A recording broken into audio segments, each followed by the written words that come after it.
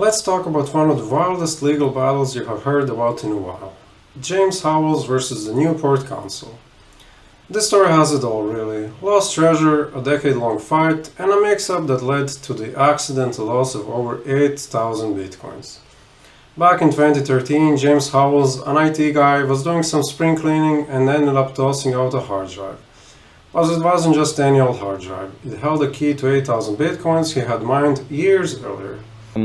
All the files that I believed I needed were already on my new computer. The drive was in a drawer on its own after an incident with a previous laptop, and I'd thought that I'd taken off everything I needed. James got into Bitcoin all the way back in 2009, right when it was still new and experimental.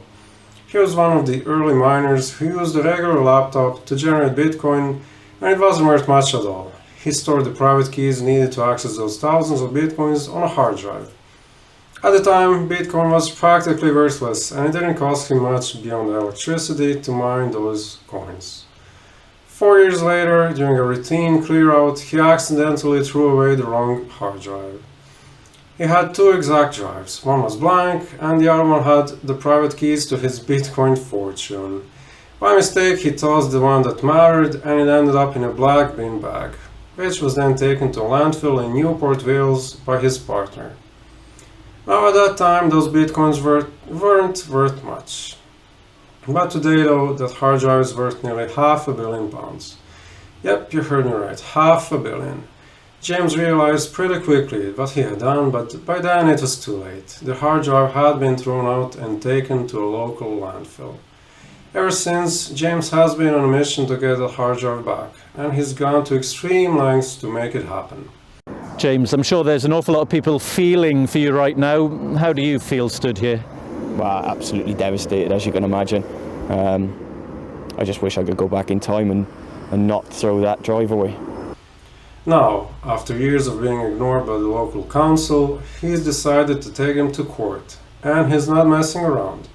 He's suing them for £495 million, or around $643 million, which is the peak value of those lost bitcoins. Now here's the thing, James doesn't actually want the money, at least not their money. The real point of the lawsuit is to push the council to let him dig up the landfill and recover the hard drive. He's even assembled a team of experts, including engineers and landfill specialists, and he says that dig would cost around £10 million, which by the way he's offering to pay for entirely on his own, with no cost to the council. On top of that, he's willing to give the council 10% of the bitcoins if they let him go ahead with the excavation. So their cut would be almost £50 million. In his words, if they had spoken to me in 2013, this place would look like Las Vegas now. Newport would look like Dubai. That's the kind of opportunity they missed. You'd think that would be a pretty good deal, right? But the council isn't having it. They've said no over and over again, citing environmental concerns. They're worried that digging up the landfill could cause all sorts of issues, like releasing dangerous chemicals into the air and water. But James says his team can do it safely, and not only that, but they'd also help clean up the landfill, which has had its own problems with pollution over the years. So James is determined. He's been at this for over a decade, and he's not giving up. He even quit his job to focus entirely on getting that hard drive back. He's got investors backing him, and they've agreed that if they find the hard drive, they'll split the bitcoins. 30% to James, and the rest to his backers, the recovery team, and the council. For James, it's not just about the money, it's about fixing a mistake that's haunted him for years. According to his court filing, the lost hard drive is in Cell 2, Area 2 of the Docksville landfill. When asked how he knew this, James said he brought in the council's old head of landfill to help. Who better than him, James laughed. He remembers where things were being buried back in the summer of 2013. The funny thing is, we joke he's the one who buried my hard drive. You've got to laugh about it. If they find it, James' team thinks there's an 80% chance that hard drive's data can still be recovered. The dig would take about 18 to 36 months, plus another year to clean up the site. This whole story is actually kind of reminiscent of another famous case of Stefan Thomas. It's a password worth hundreds of millions of dollars, a long, complex string of random letters, numbers, and symbols guarding the contents of an ultra-secure thumb drive like this one.